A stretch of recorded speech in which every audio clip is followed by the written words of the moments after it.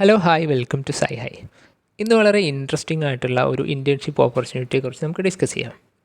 ഇത് department of science and technology അല്ലെങ്കിൽ ministry of science and technology involved ആയിട്ടുള്ള വൈസ് IPR ഇൻറ്റേൺഷിപ്പാണ്. ഇത് എസ്പെഷ്യലി ഒരു വുമൺ എംപവർമെൻറ്റിൻ്റെ ഭാഗമായിട്ട് കൂടി വരുന്ന ഒരു ഇൻറ്റേൺഷിപ്പ് ഓപ്പർച്യൂണിറ്റിയാണ്. ഇത് വുമൻസ് വേണ്ടി മാത്രമുള്ള ഒരു ഇൻറ്റേൺഷിപ്പ് ഓപ്പർച്യൂണിറ്റി കൂടിയാണ്.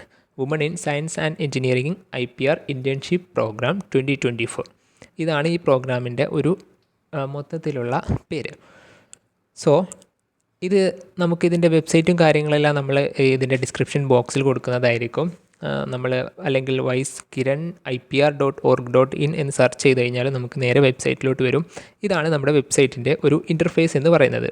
സോ ഈ വെബ്സൈറ്റിൽ തന്നെ ഇൻ്റർഫേസിൽ തന്നെ, അതായത് ഹോം ഇൻ്റർഫേസിൽ തന്നെ നമുക്ക് അതിൻ്റെ മൊത്തം ഒരു ചെറുതായിട്ടുള്ള എല്ലാ ഡീറ്റെയിൽസും അവർ ഇതിൽ തന്നെ റെപ്രസെൻ്റ് ചെയ്തിട്ടുണ്ട്.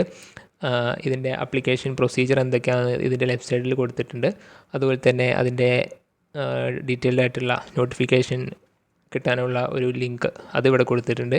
ദെൻ ലോഗിൻ ചെയ്യാനുള്ള ഒരു ഭാഗം കൊടുത്തിട്ടുണ്ട്. ദെൻ അതുപോലെ തന്നെ അതിൻ്റെ അഡ്വർടൈസ്മെൻറ്റ് നമ്പർ, അതുപോലെ തന്നെ application starting date, ending date, then അതിൻ്റെ അതർ ക്രൈറ്റീരിയാസ് എല്ലാം തന്നെ ഇവിടെ ഫസ്റ്റ് ഇൻ്റർഫേസിൽ തന്നെ അവർ കൊടുത്തിട്ടുണ്ട്. സോ നമുക്ക് ഇതിനെക്കുറിച്ച് കുറച്ചുകൂടിയും ഡീറ്റെയിൽഡ് ആയിട്ട് ഒന്ന് നോക്കാം. സോ വൈസ് IPR 2024, വൈസ് women in science and engineering IPR, as you all know, intellectual property rights, അതുമായിട്ട് ബന്ധപ്പെട്ട് പേറ്റൻറ്റ് ഫെസിലിറ്റേറ്റിംഗ് സെൻറ്ററുമായിട്ട് കോർഡിനേറ്റ് ചെയ്തിട്ടാണ് ഈ ഒരു ഇൻറ്റേൺഷിപ്പ് ഓപ്പർച്യൂണിറ്റി പ്രൊവൈഡ് ചെയ്യുന്നത്. സോ ഈ ഒരു പ്രോഗ്രാമിൻ്റെ ഒരു മെയിൻ പർപ്പസ് എന്താണെന്ന് വെച്ച് കഴിഞ്ഞാൽ, നമ്മുടെ നാട്ടിലൊക്കെ കുറേ വുമൺ അല്ലെങ്കിൽ ഗ്രാജുവേറ്റ് ആയിട്ടുള്ള അല്ലെങ്കിൽ പോസ്റ്റ് ഗ്രാജുവേറ്റ് ആയിട്ടുള്ള അല്ലെങ്കിൽ എൻജിനീയറിംഗ് ഒക്കെ കഴിഞ്ഞിട്ടുള്ള കുറേ ലേഡീസ് അല്ലെങ്കിൽ വുമൺ എന്ത് ചെയ്യുന്നുണ്ട്, ഒരു 25 വയസ്സൊക്കെ കഴിഞ്ഞിട്ടും പ്രത്യേകിച്ച് എന്തെങ്കിലും എംപ്ലോയ്മെൻ്റ് ഒന്നും ആവാതെ അല്ലെങ്കിൽ പല കാരണങ്ങളാൽ അവർക്ക് ജോബിനാൽ പോകാൻ പറ്റാതിരിക്കുകയോ അല്ലെങ്കിൽ അവരുടെ സ്റ്റഡീസ് കണ്ടിന്യൂ ചെയ്യാൻ പറ്റാതിരിക്കുകയോ ഒക്കെ ചെയ്യുന്നൊരവസ്ഥയുണ്ട്. സോ ഇത്തരത്തിലുള്ള സയൻസ് ആൻഡ് എഞ്ചിനീയറിംഗ് ഫീൽഡിലെ വുമൻസിനൊക്കെ ഉന്നമിട്ടുകൊണ്ടാണ് ഇവർ ഈ ഒരു പ്രോഗ്രാം അവതരിപ്പിച്ചിട്ടുള്ളത്. ഈ ഒരു ഇൻറ്റേൺഷിപ്പിന് അപ്ലൈ ചെയ്യാൻ തന്നെ നമുക്ക് മിനിമം ഏജ് എന്ന് പറയുന്നത് 25ഉം അതുപോലെ തന്നെ മാക്സിമം ഏജ് എന്ന് പറയുന്നത് 45 ആണ്. സോ ഏതൊരു ഏജ് കാറ്റഗറിനെയാണ് അവർ എയിം ചെയ്യുന്നത് ഈ ഒരു ഇൻറ്റേൺഷിപ്പിന് വേണ്ടിയിട്ടുള്ളത് നമുക്ക് അത് തന്നെ മനസ്സിലാക്കാം. സോ 25 ഏജ് മിനിമം ആയിരിക്കണം ഇത് അപ്ലൈ ചെയ്യാൻ വേണ്ടിയിട്ട്. സോ ഇതിൻ്റെ മെയിൻ ഒബ്ജക്റ്റീവ്സ് എന്തൊക്കെയാണെന്നുള്ളത് നമ്മൾ ഓൾറെഡി പറഞ്ഞ്, ഇത്തരത്തിൽ സയൻസ് അല്ലെങ്കിൽ ടെക്നോളജി ഫീൽഡിൽ നിന്നൊക്കെ ഗ്രാജുവേറ്റ് ആയിട്ടുള്ള അല്ലെങ്കിൽ പോസ്റ്റ് ഗ്രാജുവേറ്റ് ആയിട്ടുള്ള വുമൻസിനെ എംപവർ ചെയ്യുക, അവരെ ഈ IPR ആയിട്ട് ബന്ധപ്പെട്ടുള്ള ഒരു ഏരിയയിലോട്ട് കൊണ്ടുവന്ന് അവരെ സെൽഫ് എംപവേർഡ് ആക്കുക അല്ലെങ്കിൽ ഓൺട്രപ്രണേഴ്സ് ആക്കുക, അങ്ങനെയുള്ള ഒരു എയിം കൂടി എന്തിനുണ്ട്, ഈ ഒരു ഇൻറ്റേൺഷിപ്പ് പ്രോഗ്രാമിനുണ്ട്. അതുപോലെ തന്നെ അവരെ ഒരു ബെറ്റർ പ്രൊഫഷണലായിട്ട് മാറ്റുക, അവരുടെ എംപവറിങ്, ഇതൊക്കെയാണ് ഇതിൻ്റെ മെയിൻ എന്ന് പറയുന്നത്. സോ ഈ ഒരു ഇൻറ്റേൺഷിപ്പിന് ഡിഫറെൻ്റ് ആയിട്ടുള്ള കോർഡിനേഷൻ സെൻറ്റേഴ്സ് ഉണ്ട്. അതിനെക്കുറിച്ച് നമ്മൾ ലേറ്റർ ഈ വീഡിയോയിൽ തന്നെ ഡിസ്കസ് ചെയ്യുന്നതായിരിക്കും. ദെൻ സെലക്ഷൻ പ്രൊസീജിയർ എന്ന് പറയുന്നത് ഓൾ ഇന്ത്യ ലെവൽ എക്സാമിനേഷൻ അതുപോലെ തന്നെ ഇൻ്റർവ്യൂ ആണ്. നമ്മൾ അപ്ലൈ ചെയ്യുന്നതിൻ്റെ എല്ലാ കാര്യങ്ങളും വെരിഫിക്കേഷൻ, ഡോക്യുമെൻറ്റ് വെരിഫിക്കേഷൻ എല്ലാം തീർന്നതിന് ശേഷം ഒരു ആൾ ഇന്ത്യ ഓൺലൈൻ എക്സാമിനേഷൻ ഉണ്ടാവും. ഈ എക്സാമിനേഷന് ശേഷം സെലക്ട് ചെയ്യപ്പെട്ട കാൻഡിഡേറ്റ്സിനെ നമ്മൾ ഒരു ഇൻ്റർവ്യൂവിന് അവർ വിളിക്കുന്നുണ്ടായിരിക്കും. പിന്നെ ആ ഇൻ്റർവ്യൂവിനും ശേഷമാണ് ഇതിൻ്റെ ഫൈനൽ സെലക്ഷൻ നടക്കുന്നത്. ദെൻ എക്സാമിനേഷൻ പാറ്റേൺ എന്ന് പറയുന്നത് ഒബ്ജക്റ്റീവ് ടൈപ്പ് അല്ലെങ്കിൽ മൾട്ടിപ്പിൾ ചോയ്സ് ക്വസ്റ്റ്യൻസ് ആണ്. ഒരു 2 മണിക്കൂർ 2 hours ലോങ് എക്സാം ആണ്. 120 ക്വസ്റ്റ്യൻസ് ആണ്. Then as usual each correct answer will be having 1 mark and wrong answer will deduct 0.25 marks. അതായത് നെഗറ്റീവ് മാർക്കിംഗ് സിസ്റ്റം അതിൽ ഉണ്ടായിരിക്കുമെന്നുള്ളതാണ് പറയുന്നത്. ദെൻ ഒബ്ജക്റ്റീവ് ടൈപ്പ് എക്സാമിന് 2 സെക്ഷൻസ് ആണുള്ളത്. ടോട്ടൽ 120 ക്വസ്റ്റ്യൻസിൽ സെക്ഷൻ എയിൽ 60 ക്വസ്റ്റ്യൻസും സെക്ഷൻ ബിയിൽ 60 ക്വസ്റ്റ്യൻസും ആണുള്ളത്. സോ സെക്ഷൻ എ എല്ലാവർക്കും കോമൺ ആയിരിക്കും. സെക്ഷൻ ബി എന്ന് പറയുന്നത് നമ്മൾ ഓപ്റ്റ് ചെയ്യുന്ന സ്ട്രീം ഏതാണോ അതിന് അനുസരിച്ചായിരിക്കും. ഇവിടെ നമുക്ക് ഈ നോട്ടിഫിക്കേഷനിൽ തന്നെ കാണാം 7 സ്ട്രീംസ് അവർ കൊടുത്തിട്ടുണ്ട്. Chemistry and chemical science, food, drugs and pharma, life science and biotechnology and etcetera. നിങ്ങൾക്ക് കാണാവുന്നതാണ്, ആ നോട്ടിഫിക്കേഷനിൽ തന്നെ കാണാവുന്നതാണ്. 7 സ്ട്രീംസ് ആണ് പാർട്ട് ബി ക്വസ്റ്റ്യൻസിന് വേണ്ടിയുള്ളത്. അതിൽ നിന്ന് 60 ക്വസ്റ്റ്യൻസ് ഉണ്ടാവും. സോ നമ്മൾ ആ ഒരു സെക്ഷൻ ബിയിൽ നമ്മുടെ സ്ട്രീം ഏതാണ് നമ്മൾ സെലക്ട് ചെയ്യുന്നതിന് അനുസരിച്ചായിരിക്കും നമ്മുടെ പാർട്ട് ബിയിൽ 60 ക്വസ്റ്റ്യൻസ് വരിക. സോ അത് സെലക്ട് ചെയ്യുമ്പോൾ നമ്മൾ ശ്രദ്ധിക്കണം. ദെൻ സ്റ്റൈപ്പൻഡ് ഉണ്ട്. ഈ ട്രെയിനിങ് പ്രോഗ്രാമിന് ഒബ്വിയസ്ലി സ്റ്റൈപ്പൻഡ് ഉണ്ട്. സ്റ്റൈപ്പൻഡ് ഡിഫറെൻ്റ് ആയിട്ടാണ് കിട്ടുന്നത്. അതായത് പെർ മന്ത് 30K അല്ലെങ്കിൽ 35K അല്ലെങ്കിൽ 40K ഇങ്ങനെ 3 ഓപ്ഷൻസാണുള്ളത്. അത് നമ്മുടെ ക്വാളിഫിക്കേഷൻ അനുസരിച്ചാണ്. MSc ആണ് നമ്മുടെ ക്വാളിഫിക്കേഷൻ, അല്ലെങ്കിൽ BTech അല്ലെങ്കിൽ MBBS ഓർ ഇക്വലൻറ്റ് ഡിഗ്രി ഒക്കെ ആണെന്നുണ്ടെങ്കിൽ 30K പെർ മന്താണ് നമ്മുടെ സ്റ്റൈപ്പൻഡ് എന്ന് പറയുന്നത്.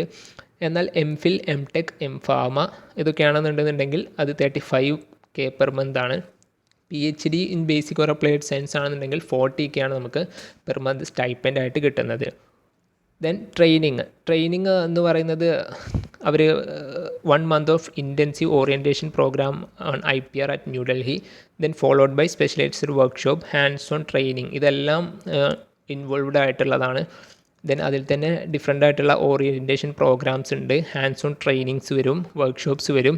ദെൻ നമ്മൾ നേരത്തെ പറഞ്ഞിട്ടുണ്ടായിരുന്നു കോർഡിനേഷൻ സെൻറ്റേഴ്സ്. ഇതിൽ 5 കോർഡിനേഷൻ സെൻറ്റേഴ്സാണ് ഈ ഒരു പ്രോഗ്രാമിന് വേണ്ടിയിട്ടുള്ളത്.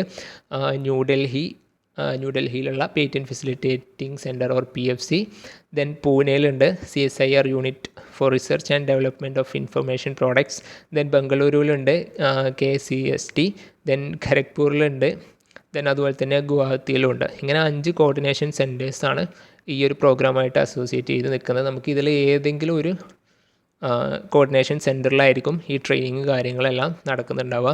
ദെൻ ഈ ഒരു കോഴ്സിന് അല്ലെങ്കിൽ ഒരു ഇൻറ്റേൺഷിപ്പിന് അപ്ലൈ ചെയ്യാനുള്ള ടേംസ് ആൻഡ് കണ്ടീഷനിൽ വരുന്നത് 3 കാര്യങ്ങളുണ്ട്. അത് നമ്മൾ ഇമ്പോർട്ടൻ്റ് ആയിട്ട് തന്നെ ശ്രദ്ധിക്കണം. കാരണം ഈ ഒരു 1 year പ്രോഗ്രാമിൽ നമുക്ക് ആകെ 8 ദിവസത്തെ ലീവ് മാത്രമേ ഔദ്യോഗികമായിട്ട് അവർ അനുവദിച്ച് തരികയുള്ളൂ. വെറും 8 ദിവസത്തെ ലീവ് മാത്രം, 8 days of leave only.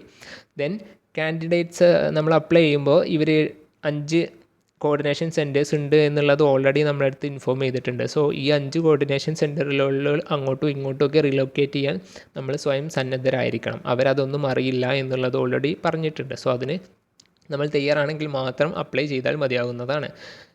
Then coordination സെൻറ്ററിൽ നമ്മൾ ഫൈനലി സെലക്ട് ആയി, അല്ലെങ്കിൽ ഈ ഒരു ഇൻറ്റേൺഷിപ്പ് പ്രോഗ്രാം നമ്മൾ സെലക്ട് ആയി എന്നുള്ള ഒരു ഇമെയിൽ അല്ലെങ്കിൽ ഒരു നോട്ടിഫിക്കേഷൻ നമുക്ക് കിട്ടിക്കഴിഞ്ഞാൽ ആ നോട്ടിഫിക്കേഷൻ വന്നതിൻ്റെ വിത്തിൻ 1 week നമ്മൾ എന്ത് ചെയ്യണം, റെസ്പെക്റ്റീവ് കോർഡിനേഷൻ സെൻറ്ററിൽ റിപ്പോർട്ട് ചെയ്തിരിക്കണം. ഇത് 3ആണ് അതിൻ്റെ മെയിൻ ക്രൈറ്റീരിയാസ് ആയിട്ട് ടേംസ് ആൻഡ് കണ്ടീഷൻസിലായിട്ട് അവർ പറയുന്നത്. ദെൻ നെക്സ്റ്റ് നമുക്കതിൻ്റെ എലിജിബിലിറ്റി ക്രൈറ്റീരിയാസ് നോക്കുകയാണെന്നുണ്ടെങ്കിൽ ഒന്ന് നമ്മൾ ആദ്യം തന്നെ പറഞ്ഞില്ല, ഇത് വുമൺ ഓറിയൻറ്റഡ് ആണ്, വുമൺ എംപവർമെൻറ്റ് ഉള്ളതാണ്. അപ്പോൾ സ്ത്രീകൾക്ക് മാത്രമായിരിക്കും ഈ ഒരു പ്രോഗ്രാം അവൈലബിൾ ആയിട്ടുള്ളത്.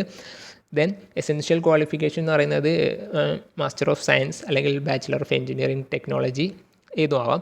ദെൻ ഏജ് ലിമിറ്റ് ഉണ്ട്. മിനിമം 25 വയസ്സും മാക്സിമം 25 വയസ്സുമാണ് ഇതിൻ്റെ എലിജിബിലിറ്റിക്കുള്ള ഏജ് ക്രൈറ്റീരിയ എന്ന് പറയുന്നത്. അത് ഡിസംബർ 1, 2024 ബേസ് ചെയ്തിട്ടായിരിക്കും അവർ കാൽക്കുലേറ്റ് ചെയ്യുന്നുണ്ടാവുക. സോ അതിൽ നമുക്ക് നമ്മുടെ കറസ്പോണ്ടിങ് ആയിട്ടുള്ള ഡോക്യുമെൻറ്റ്സ് ഒക്കെ സബ്മിറ്റ് ചെയ്യുന്നതിൻ്റെ സമയത്ത് അതിൻ്റെ പർട്ടിക്കുലർ ആയിട്ടുള്ള വെരിഫിക്കേഷൻസ് ഉണ്ടായിരിക്കുന്നതാണ്. ദെൻ ഡിസൈറബിൾ ആയിട്ടുള്ള ചില കാര്യങ്ങൾ ഉണ്ടെങ്കിൽ നല്ലത് എന്ന് പറയുന്നുണ്ട്. കമ്പ്യൂട്ടറൈസ്ഡ് ഡാറ്റാബേസ് യൂസ് ചെയ്യാനുള്ള skills, then database collection analysis, report preparation, അങ്ങനെ IPRുമായിട്ട് ബന്ധപ്പെട്ട ബേസിക് കാര്യങ്ങളൊക്കെ മനസ്സിലാക്കുന്നതിനുള്ള കഴിവ്, അതുമായിട്ട് എന്തെങ്കിലും പ്രവർത്തിച്ചിട്ടുള്ള പരിചയം, അങ്ങനത്തെ ഡിസൈറബിൾ ക്വാളിറ്റീസൊക്കെ ഉണ്ട് എന്നുണ്ടെങ്കിൽ നല്ലത് എന്നുകൂടി പറയുന്നുണ്ട്. ദെൻ നമ്മൾ 7 ഡിഫറെൻ്റ് ആയിട്ടുള്ള സ്ട്രീംസ് ഉണ്ട് എന്ന് പറഞ്ഞിട്ടുണ്ടായിരുന്നു. നമ്മുടെ പാർട്ട് B അതിലുള്ള 60 ക്വസ്റ്റ്യൻസിന് വരുന്ന ആ സ്ട്രീംസിലെ 7 സ്ട്രീംസ്. ആ 7 സ്ട്രീംസിലും ഓരോ സ്ട്രീമിലും എത്ര സീറ്റാണ് ഈ ഇൻറ്റേൺഷിപ്പിന് അലോക്കേറ്റ് ചെയ്തിട്ടുള്ളത് എന്നുള്ളത് ഇവിടെ കൊടുത്തിട്ടുണ്ട്. ടെനറ്റേറ്റീവ് സീറ്റ് അലോക്കേഷൻ. സോ നമുക്ക് സൈഡിൽ കാണാം നമ്പർ ഓഫ് സീറ്റ്സ്. അങ്ങനെ എല്ലാ 7 സ്ട്രീമിലും കൂടി കൂടിയിട്ട് ടോട്ടൽ ഓഫ് 100 ഇൻറ്റേൺഷിപ്പ് ഓപ്പർച്യൂണിറ്റീസ് ആണ് ഇവർ പ്രൊവൈഡ് ചെയ്യുന്നത്. ദെൻ ഇൻസ്ട്രക്ഷൻസ്, ഇതിൽ അപ്ലിക്കേഷൻ പ്രൊസീജിയറിൻ്റെ ഇൻസ്ട്രക്ഷൻസ് ഒക്കെയാണ് പറയുന്നത്. സോ അതിൻ്റെ അഡ്വർടൈസ്മെൻറ്റ് നമ്പർ പറയുന്നുണ്ട് YSIPR 2. ദെൻ അപ്ലിക്കേഷൻ സ്റ്റാർട്ട് ചെയ്തത് December 10 2024, December 10. ദെൻ അത് എൻഡ് ചെയ്യുന്നത് 2025 January 15 so minimum age limit 25, maximum age limit എന്ന് പറയുന്നത് 45. സോ ഇതിൻ്റെ ഹോം ഇൻ്റർഫേസിൽ നമുക്ക് അവിടെ ഒരു ക്ലിക്ക് ഹിയർ ഫോർ നോട്ടിഫിക്കേഷൻ എന്നുള്ള ഒരു ഓപ്ഷൻ ഉണ്ടായിരുന്നു. അവിടെ നോക്കുകയാണെന്നുണ്ടെങ്കിൽ നമുക്ക് ഒരു നോട്ടിഫിക്കേഷൻ കാണാൻ പറ്റും. PDF നോട്ടിഫിക്കേഷൻ നമുക്ക് കാണാൻ പറ്റുന്നതാണ്. അതിൽ ഒരു ഹിന്ദിയിലുള്ള നോട്ടിഫിക്കേഷനുണ്ട്, അതുപോലെ തന്നെ ഇംഗ്ലീഷിലുള്ള നോട്ടിഫിക്കേഷനുണ്ട്. ഇതാണ് ആ നോട്ടിഫിക്കേഷൻ പേജ് എന്ന് പറയുന്നത്. ദെൻ അതിനുശേഷം നമ്മൾ അതിൻ്റെ താഴെ ഭാഗത്ത് തന്നെ അതിനുള്ള രജിസ്ട്രേഷൻ സ്റ്റാർട്ട് ചെയ്യാനുള്ള ലോഗിൻ സെൻറ്ററും ഉണ്ട്. സോ അവിടെ നമ്മളൊരു പാസ്വേഡ് അതുപോലെ തന്നെ യൂസർ നെയിം സെറ്റ് ചെയ്തുകൊണ്ട് ലോഗിൻ ചെയ്യണം. ദെൻ അതുപോലെ തന്നെ നമുക്ക് ലോഗിൻ ചെയ്യുന്ന ഉടനെ അല്ലെങ്കിൽ ലോഗിൻ ചെയ്യുന്നതിന് മുന്നേ തന്നെ നമ്മുടെ കയ്യിൽ എന്തൊക്കെ സാധനങ്ങൾ അതിൽ അപ്ലോഡ് ചെയ്യേണ്ടി വരും അല്ലെങ്കിൽ എന്തൊക്കെ ഡീറ്റെയിൽസ് നമ്മുടെ കയ്യിൽ വേണം എന്നുള്ളത് ഇവിടെ പറയുന്നുണ്ട്. നമ്മുടെ ഒരു ഫോട്ടോയും സിഗ്നേച്ചറും വേണമെന്ന് പറയുന്നുണ്ട്. അതിൻ്റെ സൈസ് കൊടുത്തിട്ടുണ്ട്. ഫോട്ടോ 150x180 പിക്സൽസും അതുപോലെ തന്നെ സിഗ്നേച്ചർ എന്ന് പറയുന്നത് 170x40 പിക്സൽസുമാണ് അലൗഡ് ആയിട്ടുള്ളത്. ഫോട്ടോയുടെ സൈസ് മാക്സിമം എന്ന് പറയുന്നത് 300 KB അതുപോലെ തന്നെ സിഗ്നേച്ചറിൻ്റെ സൈസ് മാക്സിമം എന്ന് പറയുന്നത് 100 KB ആണ്. ദെൻ നമ്മൾ എന്തെങ്കിലും നമ്മുടെ അക്കാദമിക്കലി ഏതെങ്കിലും പേപ്പർ റിസർച്ച് ആർട്ടിക്കിൾസൊക്കെ പബ്ലിഷ് ചെയ്തിട്ടുണ്ടെങ്കിൽ അതുമായിട്ട് ബന്ധപ്പെട്ട ഡീറ്റെയിൽസ്, ദെൻ പേറ്റൻറ്റ് ഏതെങ്കിലും കിട്ടിയിട്ടുണ്ടെങ്കിൽ അതിൻ്റെ ഡീറ്റെയിൽസ്, അല്ലെങ്കിൽ ഏതെങ്കിലും പേറ്റൻറ്റിന് അപ്ലൈ ചെയ്തിട്ടുണ്ടെങ്കിൽ അതിൻ്റെ ഡീറ്റെയിൽസൊക്കെ ഉണ്ടെന്നുണ്ടെങ്കിൽ കയ്യിൽ വെക്കണം. മീൻസ് അപ്ലൈ ചെയ്യുന്ന സമയത്ത് അതൊക്കെ ചോദിക്കുന്നുണ്ട്. ദെൻ അതുപോലെ തന്നെ സ്കോളർഷിപ്പ് ഏതെങ്കിലുമൊക്കെ കിട്ടുന്നുണ്ടെന്നുണ്ടെങ്കിൽ മെയിൻ സ്കോളർഷിപ്പ് ഒക്കെ ഉണ്ടെങ്കിൽ അത്. ദെൻ എംപ്ലോയ്മെൻറ്റ് സ്റ്റാറ്റസ്, എംപ്ലോയിഡ് ആണോ അല്ലെങ്കിൽ അൺഎംപ്ലോയിഡ് ആണോ എന്നുള്ള ആ ഒരു സ്റ്റാറ്റസ്, അതുമായി ബന്ധപ്പെട്ട details. And one thing is there, ഒരു കാര്യം എന്നുള്ളത് എന്താണെന്ന് വെച്ചാൽ നമ്മൾ ഇതിൽ ഒരു പെർമനൻറ്റ് എംപ്ലോയി ആണെന്നുണ്ടെന്നുണ്ടെങ്കിൽ നമ്മൾക്ക് നമ്മൾ ഈ ഒരു പ്രോഗ്രാമിന് അപ്ലൈ ചെയ്യാൻ വേണ്ടിയിട്ട് എലിജിബിൾ അല്ല എന്നുകൂടി പറയുന്നുണ്ട്. സോ ഫസ്റ്റ് നമ്മൾ ഒരു യൂസർ നെയിമും പാസ്വേഡും വെച്ചിട്ട് ലോഗിൻ ചെയ്യുക. ദെൻ നമ്മുടെ ഇമെയിൽ ID വെരിഫൈ ചെയ്യാൻ ചോദിക്കും. നെക്സ്റ്റ് ദെൻ അതിൻ്റെ സൈഡിൽ നമ്മുടെ ഡീറ്റെയിൽസൊക്കെ ഫില്ലപ്പ് ചെയ്യാനുള്ളൊരു ഓപ്ഷൻ ഉണ്ട്. നമ്മളത് എന്ത് ചെയ്യുന്നു, സ്റ്റെപ്പ് ബൈ സ്റ്റെപ്പായിട്ട് ഫില്ലപ്പ് ചെയ്യുന്നു. ദെൻ ഡേറ്റ് ഓഫ് ബർത്ത്, അങ്ങനെയുള്ള mobile number verification. Then coordination centres ഉണ്ട്. നമ്മൾ ഏത് കോർഡിനേഷൻ സെൻറ്റർ ആണോ ഓപ്റ്റ് ചെയ്യുന്നത് അതൊക്കെ സെലക്ട് ചെയ്യുക. ദെൻ എക്സാമിനേഷൻ സെൻറ്റർ സെലക്ട് ചെയ്യാനുള്ള ഒരു ഓപ്ഷൻ ഉണ്ട്, നമ്മുടെ മെയിൻ എക്സാമിനേഷൻ സെൻറ്റർ. ദെൻ നമ്മുടെ അപ്ലൈ ചെയ്യുന്ന സമയത്തുള്ള നമ്മുടെ മിനിമം എലിജിബിലിറ്റി എന്താണോ അത് അപ്ലോഡ് ചെയ്യണം അല്ലെങ്കിൽ അത് കൊടുക്കണം. ദെൻ അതുപോലെ തന്നെ റിസൾട്ട് അവൈറ്റഡ് ആയിട്ടുള്ള ഏതെങ്കിലും റിസൾട്ട് വരാനുള്ള അതിനുവേണ്ടി കാത്തിരിക്കുന്ന സ്റ്റുഡൻസ് ആണ് അല്ലെങ്കിൽ കാൻഡിഡേറ്റ്സ് ആണെന്നുണ്ടെങ്കിൽ അവർ അപ്ലൈ ചെയ്യേണ്ട ആവശ്യമില്ല, അതിന് എലിജിബിൾ അല്ല എന്നുകൂടി അവിടെ പറയുന്നുണ്ട്. ദെൻ ആപ്ലിക്കേഷൻ എല്ലാം കംപ്ലീറ്റ് ആയിരിക്കണം.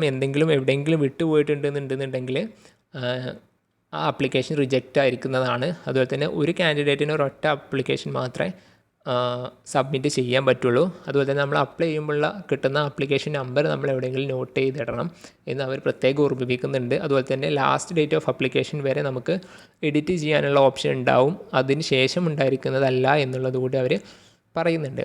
ദെൻ നമ്മൾ നേരത്തെ പറഞ്ഞ കോർഡിനേഷൻ സെൻറ്റേഴ്സിനെ കുറിച്ചാണ് പറയുന്നത്. കോർഡിനേഷൻ സെൻറ്റേഴ്സ് നമുക്ക് 5 ഉള്ളത് നമ്മൾ ഓൾറെഡി പറഞ്ഞതാണ്. ദെൻ അതുപോലെ തന്നെ എക്സാമിനേഷൻ സെൻറ്റേഴ്സ് ഉണ്ട്. എക്സാമിനേഷൻ സെൻറ്റേഴ്സിന് 2 ടൈപ്പ് ഓഫ് സെൻറ്റേഴ്സാണുള്ളത്. ഫ്ലോട്ടിംഗ് സെൻറ്റേഴ്സും ഉണ്ട്, ഫിക്സഡ് സെൻറ്റേഴ്സും ഉണ്ട്.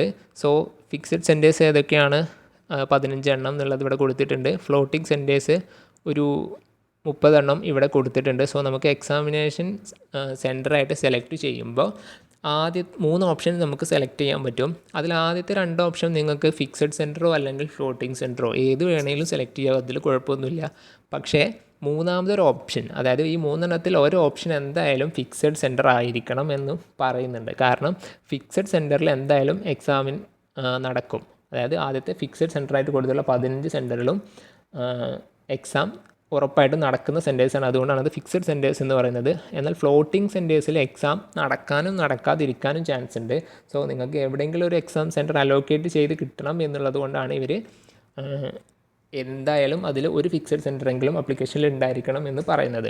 നിങ്ങൾക്ക് ഓക്കെ ആണെന്നുണ്ടെന്നുണ്ടെങ്കിൽ നിങ്ങൾക്ക് വേണമെന്നുണ്ടെങ്കിൽ 3 ഫിക്സഡ് സെൻറ്ററും കൊടുക്കാം. പക്ഷേ പ്രശ്നം എന്താണെന്ന് വെച്ച് കഴിഞ്ഞാൽ നമ്മൾ അവിടേക്ക് ട്രാവലിങ്ങും കാര്യങ്ങളൊക്കെ അപ്രോപ്രിയേറ്റ് ആയിട്ട് നമുക്ക് എത്തിക്കാൻ പറ്റുമെന്നുണ്ടെങ്കിൽ മാത്രം അങ്ങനെ കൊടുക്കാം. ദെൻ നമുക്കതിൻ്റെ ബാക്കി കോൺടാക്റ്റിംഗ് ഡീറ്റെയിൽസൊക്കെയാണ്. 5 കോർഡിനേഷൻ സെൻറ്റേഴ്സ് പറഞ്ഞിരുന്നു, ന്യൂഡൽഹി, പൂനെ, ബംഗളൂരു, ഖരഗ്പൂർ ആൻഡ് ഗുവാഹത്തി. അവിടുത്തെ കോർഡിനേഷൻ സെൻറ്ററിലെ കോൺടാക്റ്റ് നമ്പറൊക്കെയാണ് കൊടുത്തിട്ടുള്ളത്. സോ ഇത്രയാണ് ഈ ഒരു വൈസ് IPR ഇൻറ്റേൺഷിപ്പ് 2024 എന്ന് പറയുന്ന ഒരു ഇൻറ്റേൺഷിപ്പ് ഓപ്പർച്യൂണിറ്റീനെ കുറിച്ചിട്ട് നമുക്ക് ഡിസ്കസ് ചെയ്യാനുള്ളത്.